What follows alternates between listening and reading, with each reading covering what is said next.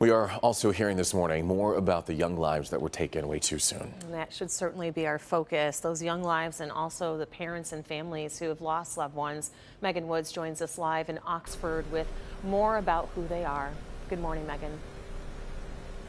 Yeah, deputies allowed us into the parking lot of the high school, and taking a look behind me, seeing all the cars that were left here overnight, it's rough to look at, and because we hear about stuff like this happening across the country, but never really in our backyard. And to hear from the people who know and love those teenagers that were killed, it makes it that much more real. We got home and we cried as a family. From students to parents, what happened Tuesday afternoon is hard to make sense of. And it's just a crazy feeling to know that it happened in our community. It was scary.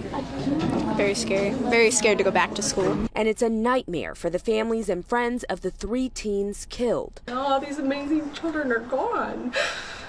For no reason. 17-year-old Madison Baldwin was one of those amazing children who was shot and killed yesterday at Oxford High School.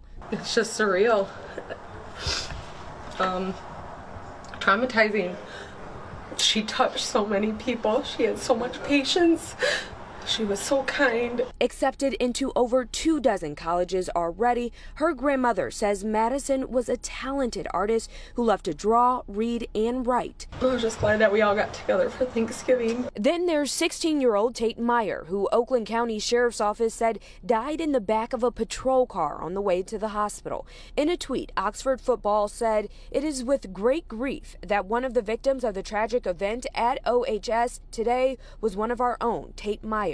Tate was on varsity since his freshman year and was an honor student. Tate was a great young man with a bright future and beloved by all. You will be missed, Tate. It's just really hard to listen to that grandmother and her pain mourning her granddaughter, and so many others mourning right now. We're still learning more about Anna St. Julian, but you know, coming up in the next 30 minutes, we talk to students about how they're recovering, how they're dealing with all of this. But again, it's difficult. Yeah, it's very difficult, and we don't know when you'd be able to really grasp what happened and be able to make sense of it all. You're just waking up wishing that it never happened. Right. And it's certainly tough, and it's going to be a long road to healing for especially the families and the students, the staff. It's going to be difficult. Yeah, Jason Carr joining us now. Jason, the community came together just to try and make sense of the tragedy and really comfort each other. Yeah, to say they're in disbelief would certainly be an understatement. Now, we've seen gun violence in schools across the country, but now that's hit home here. And last night, Oxford's faith community invited everyone to join them in prayer as the community takes steps toward healing. 2 candlelight vigils were held, and there was obviously a lot of hugging and a lot of tears. One of the things that really rocked me tonight was looking at our high school boys. You know, the stereotypes of, you know, our guys are tough guys, and, you know, there wasn't a guy in there that wasn't very broken and very sobbing.